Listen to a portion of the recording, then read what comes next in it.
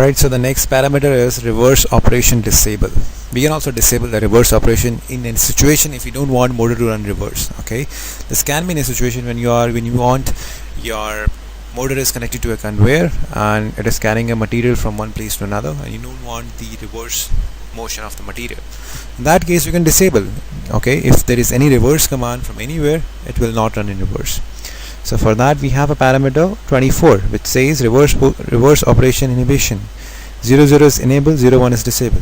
So let's move to parameter 24. This is 24. Enter 01. Okay. Now if you see here, let's go back to PLC program. This was for forward Y0. Y1 was for reverse. Okay. If you want some more, ease to see that, I'm putting the comments forward.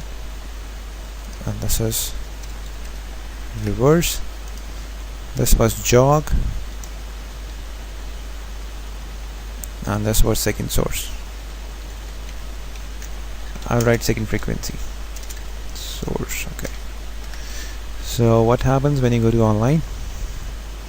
When you run forward, motor will run forward. You can see the direction. Okay, this is the direction. When you start reverse, motor will again run in the same direction. If you want to see here, it's forward. Even in the reverse command, it's running forward here as well and here as well. So when you enable reverse, let's go to 24 again, put 01, 00. Now look at here, this is forward and this is reverse. So you can enable and disable very quickly just by changing the parameter. That can be used in many applications. Thank you.